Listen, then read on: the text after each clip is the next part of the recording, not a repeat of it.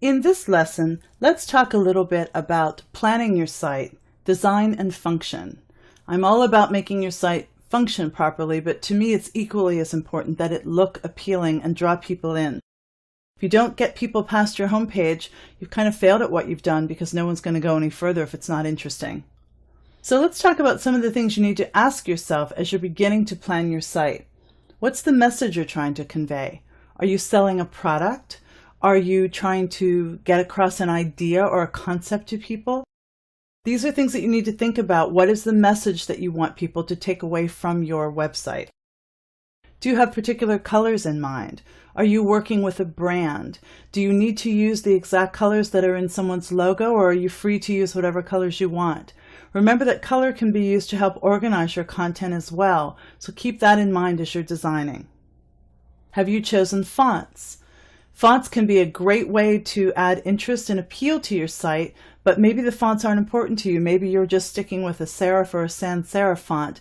But if there is a designer font that's used in the logo and you want to repeat that through some of the headings throughout your content, those are things you need to think about ahead of time. What role will graphics play in the design of your content? Are you using graphics to help tell the story, or are they simply just there for fluff? And if they are there to tell the story, they need to be high quality, they need to match and be relevant with the content. Have you listed the necessary pages for the site?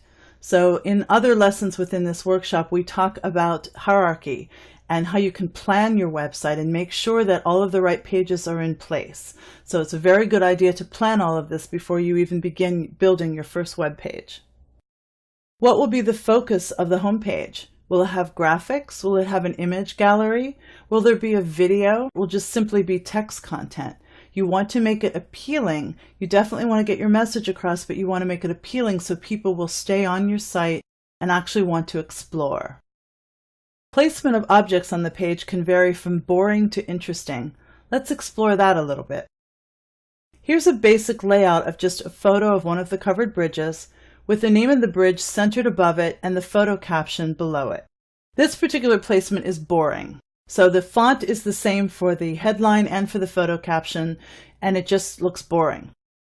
Here we've shaken it up a little bit just by simply moving the placement of the text. So most people tend to line things up with the edge of the photo. Here I just moved it off to the left more and the photo caption off to the right a little bit more, and already it's starting to look a little bit more interesting without really changing anything else. So this placement is definitely better, has a little bit more visual interest because now we've actually taken the headline and given it a different font. It's bolder, and the photo caption is now in italic. So the headline actually has more emphasis. It's far more important than the photo caption, even though the photo caption does have my name in it. Here I've taken it and started adding a little bit of color. So this I laid out in Illustrator, but this is the photo with a dropped shadow behind it. And I've picked up a color using the eyedropper tool and put a staggered rectangle behind it, sort of like a faux drop shadow. And look what I did with the photo caption, just running it up the side and making it in a smaller font so it's noticeable, but it doesn't jump out at you. And here I've chosen another color from the wood inside the bridge, and I've made this little rectangle that runs off the page and goes parallel with this top section. So again, just adding more visual interest. Things are layered here. I like how this photo is layered over top of both of these elements. Just again, drawing attention to the photo first and foremost. So it says you can see how color and placement can really make an impact, and I think it really does. The last piece of advice I'd like to share with you in this lesson is to explore. Ideas and inspiration are everywhere, so keep your eye open. You'll find things even in nature that can give you inspiration. Look at other sites you like, find ones you like, and even find ones you don't like. What don't you like about them? You want to make sure you don't repeat that within your own site. Check out print materials as well. Just because it's web design, good design is good design, so you might find something in print that you really like.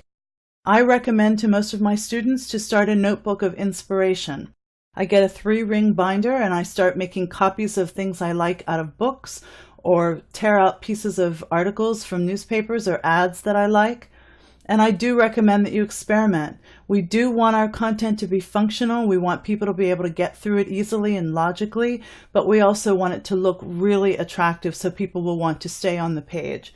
So these are just some ideas to keep in mind when you're planning your website.